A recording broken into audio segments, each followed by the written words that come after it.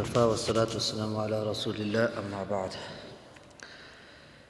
القواعد الأصولية من متن الورقات مع بعض الزيادات للشيخ وليد بن راشد السعيدان. دا کتاب مونږ شروع کوو. د کتاب شروع کولو نه مخکې یو څو مهم ابتدایي خبرې دي چې هغه ته واوره او هغه تعالی مخکې ډېر فایده درکړي.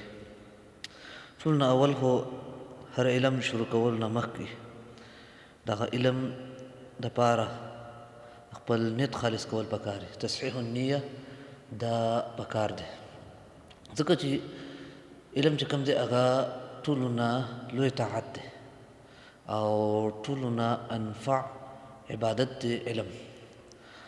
نو په دې کې چې سړي نیت خالص وي نو الله رب العالمین د هغه دپاره به انشاءالله تعالی ډېر لوی د نجات سبب به وګرځوي او د هغې دپاره یو صدقه جاریه به پاتې شي.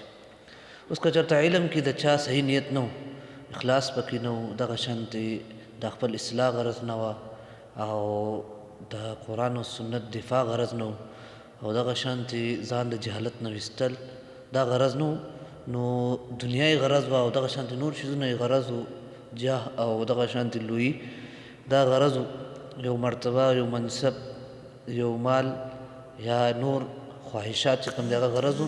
نو په داسې علم سره بیا هغه علم نور هم ختمیږي او دې سره فایده هم نه پیدا کېږي او داسې علم سره سړی هغه الټا وبال کې ورځي.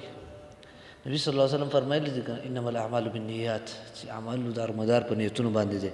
یعنې د چا نیت صحیح و نو الله رب العالمین د هغه عمل به هم قبلوي. اعمالو دپاره مین شي هغه اصلاح نیت دی، هغه نیت صحیح کول دی، خاص کر علم دپاره. ځکه که علم دپاره چې نیت صحیح نه شي بلکې هر عمل دپاره که نیت صحیح نه شي نو صرف دا نه ده چې ستا هغه مطلوب حاصل نه شو، مطلب تا د ثواب میلاو نه شو، صرف دغه نه ده بلکې الټا الله رب العالمین په دې باندې عذاب ورکوي، عذاب ورکوي په دې باندې. ځکه چې کوم چې نیت کوم عمل د الله دپاره ونه شي لازما په هغې کې د غیر دپاره هغه عمل به کېږي، لکه خواهش دپاره کېږي یا بل څه دپاره کېږي. که هر څه دپاره دا عمل وشو نو دا چې کوم دی دا په تا باندې وبال دی، د حساب په تا باندې کېږي. تاسو حدیث اورېدلی، نبي صلی الله علیه وسلم فرمایلی دي چې چا چې دغه وکړو سم دی الله رب العالمین درې کسان دي چې هغه اولا جهنم ته به اچي په ورځ د قیامت. په هغې کې څوک دی؟ یو پکې هغه مالدار سړی دی چې هغه مال خرڅ کړی دی. الله رب العالمین ورنه تپوس وکړي چې تا څه دپاره مال خرڅ کړی؟ هغه به وایي چې ما ستا رضا دپاره دا مال خرڅ کړی دی. الله رب العالمین وایي کذبت، ته دروغ وایي، تا خو مال دې دپاره خرڅ کړو چې خلک ما ته مالدار ووایي، خلک ما پسې دغه کړي، ما ته غني ووایي، دې وجې نه تا مال خرڅ کړی. الله رب العالمین به دا په جهنم ته واچي. بل هغه مجاهد چې هغه جهاد کړي په الله رب العالمین په لاره کې، خو د دې دپاره کړي چې د ځان د خلک ماته مجاهد وایي او خلک زما په نوم باندې غازي یا شهید ولیکي، دې دپاره یې جهاد کړي. نو الله رب العالمین به دې نه تپوس وکړي چې ما تعالی ځواني درکړې وه، تا څه وکړو؟ نو دې به وایي چې ما دغه کړی و، ما ستا په لاره کې دغه کړی و، جهاد کړی. الله رب العالمین وایي نه، ته دروغ وایې، دا جهاد دې دپاره کړی چې خلک ما ته مالدار او غني او دغه خلک ما ته مجاهد وایي، خلک ما ته لوی هغه غازي وایي، دې وجې نه تا جهاد کړی. نو الغرض دا دی چې علم کې چې کوم دی خاص کر طلب العلم کې نو دا اخلاص نیت خالص کول دا پکار دی. ګوره الله رب العالمین په ټولو دینونو کې دا خبر لازمه کړې ده چې نیت به دغه کوي، وما امروا الا لیعبدوا الله مخلصین له الدین. او الله رب العالمین فرمای چې وما امروا، موږ حکم نه وکړی دی خلکو ته چې عبادت د الله تعالی کوي، الا لیعبدوا الله، مگر دې دپاره چې عبادت د الله تعالی وکړي، مخلصین له الدین، خالص کوونکي خپل دین الله لره، یعنې هغې سره به څوک شریک نه کوي. دغه شانتې ګوره نبي صلی الله علیه وسلم فرمایلی دي چې که چا مثال کے طور دنیا دپاره علم طلب کو، دنیا دپاره چې د هغې کې دغه نه د اخلاص نه او لوجه الله د علم نه. نبي صلی الله علیه وسلم فرمایي چې دا سړی به دغه د جنت بوی به هم ونه مومي، جنت بوی به هم نه مومي.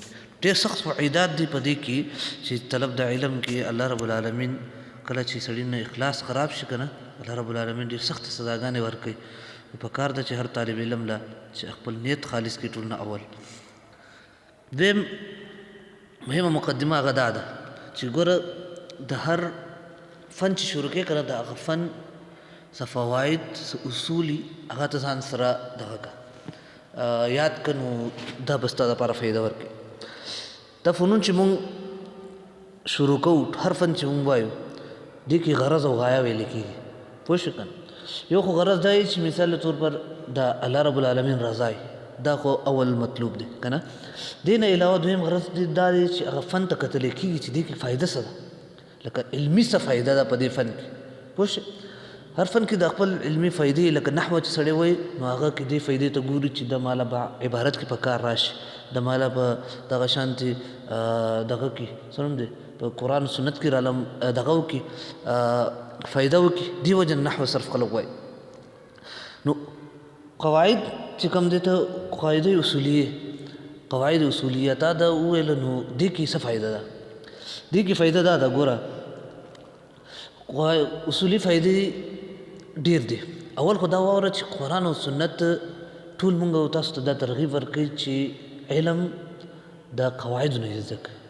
تاسو وګورئ په قرآن او سنت کې همیشه دپاره قواعد بیانېږي. د قواعد ولې بیانېږي؟ ځکه چې قواعد یو خو حفظ اسهل، طریقه یادول اسانه. دویم قواعد لاندې ډېر جزئیات راګیرېږي، ډېر جزئیات راګیرېږي.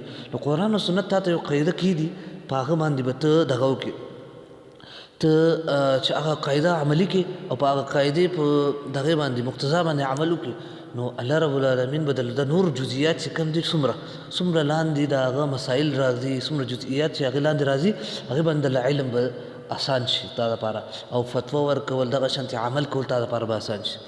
قرآن او سنت کې ته وګوره، قرآن کې همیشه دپاره دا قاعدې ذکر کړي دي. ګوره شراب مبارک الله رب العالمین څه ویلي دي چې په دې کې خیر دی، منافع دي د خلکو دپاره، صحیح دی که نه؟ او لیکن دا ده چې دا هغه اسمهما اکبر من نفعهما، صحیح دی که نه؟ ګناه د هغې هغه نقصان د هغې ډېر دی څه شي نه؟ د فایدې د هغې نه. اوس دا اوس مونږ ته معلومه شوله یو قاعده چې کوم شي کې نقصان ډېري او فایده یې کمې، ولو که لږه فایده خو به هر شي دی، صحیح دی که نه؟ لږه فایده یې خو نقصان د هغې ډېري، نو هغې ترک کول پکار دي. دا اوس شرعي قاعده. اوس وګوره شریعت شراب په څه رد کړه؟ په یو قاعدې اصولي باندې رد، یو قاعدې باندې رد کړه. دغه شانتې نبي صلی الله علیه وسلم نه چې خلکو تپوس وکړو چې دغه کې د خرونو کې زکات شته دی که نشته، نبي صلی الله علیه وسلم فرمایي چې دغه ومن یعمل مثقال ذرة خیرا یره ومن یعمل مثقال ذرة شرا یره. اوس وګوره په قاعدې د باندې جواب ورکړه. څنګه قواعد؟ لکه مثال نبي صلی الله علیه وسلم دا وویل چې ګوره کم کار چې ته که خیر کې نو په دې کې هغه ستا دپاره به آخرت کې په کار راشي، کم کار چې د شر کې هغه به ستا دپاره قیامت کې په کار راشي. یعنی زکات پکې نشته خو خیر او شر پکې شته دی، ځان له خیر ولټوه. دغه شانتې هر دې کې نبي صلی الله علیه وسلم ګوره قواعد په بیوع کې نبي صلی الله علیه وسلم بیوع کې قاعدې ایښې دي. ګوره نبي صلی الله علیه وسلم حدیث کې فرمایلی دي چې الغنم بالغرم، الغنم بالغرم، دا اوس قاعده ده چې ګټه په تاوان کېږي. اوس قاعده څومره دغه د لاندې راغلي دي. نبي صلی الله علیه وسلم د الله رب العالمین جوامع الکلم ورکړو، جوامع الکلم ورکړو، نو هغه چې کومې خبرې کول هغه ټول قواعد دي، هغه څه شي دي؟ قواعد دي. په دې قواعدو د وجې نه ډېر جزئیات د صحابو ډېر تپوسونه ډېر اشکالات هغه لرې کېده. نو شریعت مونږ ته دا وایي چې علم په قواعدو او په اصولو یې زده کړئ، صحیح ده که نه؟ نو طالب دپاره پکار دی چې مخکې د فروع شروع کولو نه، مخکې د فقه شروع کولو نه اصول فقه ویل پکار دی، مخکې د حدیث شروع کولو نه هغې ته اصول حدیث پکار دی، مخکې د تفسیر شروع کولو نه هغې ته اصول تفسیر پکار دی. تفسیر څه اصول دي؟ صحیح دی که نه؟ مخکې د عربي شروع کولو نه څه قواعد د عربي پکار دي چې هغه ووایي. داسې نه ده چې ډایرکټ به مطلب ته ډایرکټ به مسایلو کې نه نوځي، او مسایل خو ډېر دي او منتشر دي او نور پیدا کېږي. ورځ ته ورځ نوې نوې مسله راځي که نه په امت ته چې هلکه دې شرعي حکم څه دی. نو مسایل غیر منضبط دي. نو دا مسایلو پسې تګ بغیر د اصول نه، نو دا د سړي فقه خرابوي او هغه تفقه په سړي کې کمیږي په دې سره. او بس نسبت دې چې ته قواعد باندې یو شی یاد کړې نو الله رب العالمین به درله ډېر خیر او برکت په هغې کې واچي، ډېر خیر او برکت چې هغه کې یوه قاعده باندې ته زرهاو مسلې ته بنا کولی شي. په یو قاعده باندې زرهاو مسلې بنا کېږي. لکه دا قاعده ده انما الاعمال بالنیات، دا قاعده ده د کروڑاو مسلې چې دونه ډېر هره مسله ده په دې باندې بنا ده. دا که نه ده اوس ته مونځ کې زکات ورکوې، روژه نیسې، حج کې ته خو هغه ګډ ګډ اعمال شو. بیع شرا کې دغه شانتي دغه کې څه نوم دی نکاح کې معاملات چا سره کې دغه شانتي نور قصاص دا ټول هر شي کې انما الاعمال بالنیات. پوه شئ که نه؟ دا یو قاعده ده. ور څومره مسایل زرهاو مسایل په یو قاعدې باندې بنا کېږي. داسې تاسو ته دې لپاره د قواعدو هغه لږ لږ څه نه څه ذهن کولاو شي چې قاعدې ولې ضروري دي، اصول ولې ضروري دي د مخکې د هغو د ویلو نه. نو انشاءالله تعالی نور درسونو کې به انشاءالله تعالی مخکې به مونږ دا وایو چې د قواعد څه فایدې لري، دغه شانتې قواعد څه معنا ده، دا به انشاءالله تعالی را روان درس کې به وایو.